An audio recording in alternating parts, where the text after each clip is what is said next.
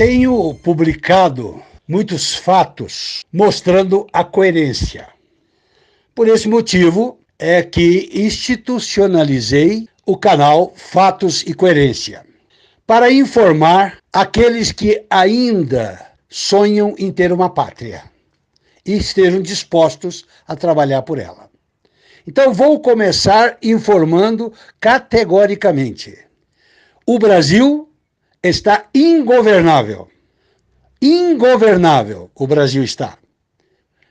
Por este motivo é que tenho informado que a única opção para que o Brasil volte a ser governável é por via de uma intervenção constitucional militar, que poderá colocar o Exército na presidência da República e devolver a ordem. Porque sem ordem, nada, absolutamente nada pode ser feito. Esses parasitas da política obscura, suja, imunda e criminosa, que se candidataram para um cargo eletivo, e principalmente aqueles que se candidataram para a presidência da República, estão dizendo que vão melhorar isto, que vai ter emprego para quem está desempregado, que vai ter uma melhora na economia, que vai cuidar da burocracia, outro que vai cuidar da educação, outro que vai cuidar da violência e que vai, então, controlar a violência, vai fazer alguns... Como eles vão conseguir fazer isso com o país em desordem? Desordem social e jurídica. Pois já há muitos anos não existem direitos. Os direitos são aviltados pela falta de justiça. E acreditam que existe democracia, aonde você é obrigado a votar, não tem justiça, nem ética, nem eficiência, nem punitiva, e está tudo uma bagunça. É possível democracia dentro de um país nessas condições? Agora, vamos deixar bem claro por que o Brasil está ingovernável e que ninguém que for presidente da República conseguirá fazer nenhuma ação positiva enquanto tudo estiver negativo com a desordem. E volto a dizer, eu não sou simpatizante de uma intervenção. Nunca fui. E só estou pedindo intervenção porque não tem outra opção. Se tivesse outra opção, eu estaria envolvido com todos aqueles que estivessem num bom caminho. Mas não existe. Não existe. Então, um dos motivos que realmente é impossível governar é a inexistência de chuvas. O Brasil não vai chover. Como não choveu agora, nesta década de 2010, desde 2010, que nós estamos convivendo com tempestades. Tempestades. Então, nós começamos a primavera esse ano com tempestade, tempestade, tempestade. Cadê chuva? Chuva não houve.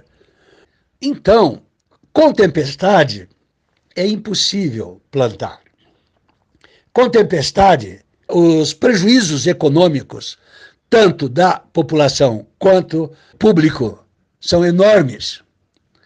É casa que cai, móveis que são destruídos, escolas que são destruídas, pontes que são destruídas. Isso é resultado de tempestade. Então, estou procurando mostrar aí tempestades. Cadê as chuvas? Agora, essas nuvens de cúmulos nimbus são nuvens muito pesadas que vêm da Amazônia, dentro de uma condição que foi denominada por alguns estudiosos como rios aéreos. Essas nuvens vêm da Amazônia e vão em direção ao sul e sudeste e também no centro-oeste, parte do centro-oeste. E como não existe mais vegetação para fazer com que as nuvens baixas existam, né? Quer dizer, precisaria das matas nativas evaporarem, para que as nuvens na parte mais baixa fossem formadas e assim elas iriam impedir que o calor suba até estas nuvens muito carregadas, as cúmulos, nimbus, eu estou com dificuldade de falar o nome, tá certo? Para que elas, então, tenham um nível de umidade dessas nuvens e também impeçam o calor. E assim, elas vão se desfazendo com o tempo, é o que proporcionaria a chuva que existiu até a década passada. E que nesta década já não existem mais. Foram muito poucas chuvas que tiveram duração, que foram brandas, que foram regionais e que se mantiveram aí por uma semana, 15 dias. Isso não existe praticamente mais. Então, chuvas, acabou. Agora, lembrem, os motivos disso está na falta de vegetação nativa. Por exemplo, eu fiz diversos vídeos dizendo sobre o etanol, porque a cultura da cana-de-açúcar não umidifica o ar. O estado de São Paulo já está em estresse hídrico, não vai ficar. Nesse ano, por exemplo, o noroeste do estado de São Paulo estava com muitas cidades tirando água do aquífero Guarani, que já está demonstrando que, sem reposição, ele vai secar.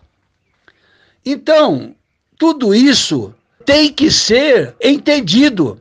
A sociedade não quer, de forma alguma, encarar, porque as redes televisivas, os jornais, estão falando em chuvas. Quando não tem chuva, tem tempestade. Estão falando em chuvas quando tem garoa. Garoa não é chuva. Quer dizer, tem chuvisco. Chuvisco não é chuva. Então, o clima se alterou e agora está penalizando. E as pessoas que estão acostumadas a sofrer estão aceitando os prejuízos da desestabilização do clima como normal.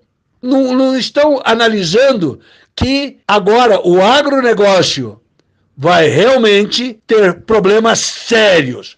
Quer dizer, o agronegócio, se fizer uma conta, se trouxer para a matemática, vão descobrir que o agronegócio não dá lucro, principalmente a médio e longo prazo. Por quê? Porque no curto prazo se tem lucro com a destruição que faz, e depois tem as consequências, porque a natureza não deixa nada sem consequência. Bom, para não alongar muito este vídeo, vou terminá-lo aqui dizendo: o Brasil está ingovernável, porque não vai ter água para produzir energia na parte hidráulica. E vai se consumir muita grana, muito dinheiro para comprar óleo diesel para as termoelétricas. E o Brasil está falido.